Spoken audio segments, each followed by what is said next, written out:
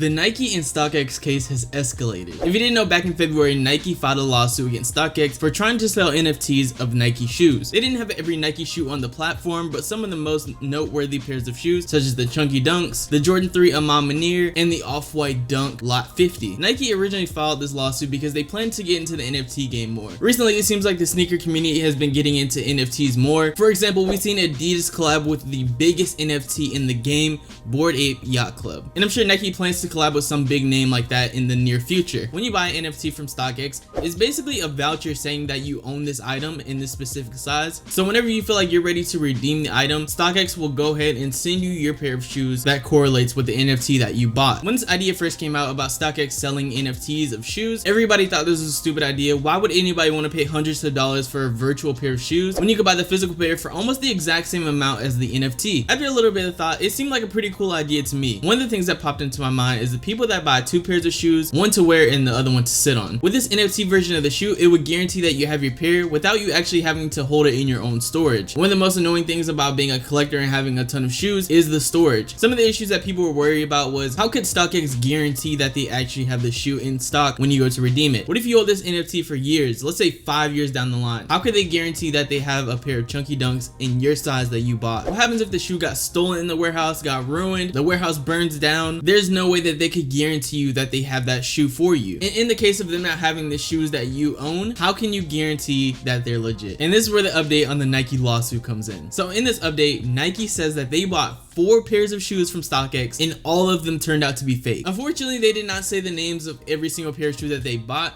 but one of the most notable ones was the Jordan 1 Patent Breads. This shoe recently just dropped and it was one of the biggest shoes in recent history. The reason they mentioned this specific pair is because you can buy this shoe as an NFT on StockX. And on top of that, it is the best selling NFT on StockX right now. In the article, it says all the pairs had affixed to them StockX verified authentication tags, and all came with paper receipts from StockX in the shoebox stating that the condition of the shoes is 100% authentic. It calls out StockX return policy, making it even more important for customers to be able to trust Nike shoes purchased through the platform are not counterfeit. Nike raises concerns that StockX sources its so-called vault shoes from the same marketplace and that they undergo the same authentication process as alleged fake pairs it received. Nike is all the more concerned that StockX has linked the infringing Nike branded NFTs to counterfeit goods and sold those claimed tickets to fake shoes at heavily inflated prices to consumers who had no opportunity to inspect the shoe before reselling the NFT to another unsuspected consumer. Nike is claiming that StockX is holding fake pairs of shoes, and when you redeem these NFTs, they send you those fake pair of shoes instead of a real pair of shoes. Like I was saying before, how could you guarantee that the shoes that you're receiving are 100% authentic? And this has been a concern with StockX for years now. A bunch of people have claimed that they have received fake pairs of shoes, even though StockX has authenticated them. Even if you get your shoes in hand after they authenticated them, you basically cannot return them. Since the shoes are resold from another person and not coming from StockX directly, they have no incentive to bring your shoes back in after they already authenticated them. Even if you have the best authentication system in the world, some shoes are bound to get through. Employees look at thousands of shoes throughout the week, and I'm sure they're only inspecting them just for a second. And just to show you what I'm talking about, look at this video right here from eBay's authentication system. So this is a video of a lady at SneakerCon who worked for the eBay authentication system, and today she's gonna be legit checking a pair of Off-White Jordan 1 Chicagos. And just look at the process that she goes through when she's legit checking them. How that gloss is,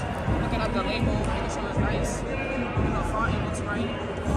She's talking about the font on the label, Jumpman on the box. Yeah, nice like teal, seafoam green color. She's talking about the paper, the sound of the paper, the famous smell test we already the know smell, about. which actually does We got work. the font right here on the side, making sure this is going up. Out of 85 is She feels the 85, looks at the size tag, smells the second pair, checks the bottom, and that's the end of the authentication process. That is it right there. And I don't want to bash her in saying that she's doing a bad job, because I'm sure that's how she was trained. I'm sure everybody in that room is doing the exact same process. She didn't do anything like line them up to make sure that the checks were centered and placed in the right position. She didn't look at the air text on the side of the shoe to make sure that that was centered. She didn't make sure that the text inside the shoe was even centered or even lined up perfectly. And there's just a lot of things that come when you authenticate shoes. There's just no way that you could look at shoes for a few seconds and know that they're immediately authentic. I have this pair of Nike Fear God 1s. When this shoe first came out and everyone got it in hand, they had so many glue stains along the sides of it. The zippers on the back are completely terrible. I'm using all my force to zip this up right now. Even on the back of your dunks, there's something known as the E flaw, where if you look on the back of the dunks, you can see that the E is slightly separated from all the other letters. And this is a shoe straight from Nike. So StockX is in deep water. I don't know what's gonna happen to them. A lot of people are hoping for the downfall of StockX. I don't think that will be the case, but so far it's not looking too good. So that's pretty much it for today's video, man. I appreciate you guys for stopping by. If you enjoyed this video, make sure to like and subscribe. Comment down below what you think about the situation, and I'll catch you guys in the next one.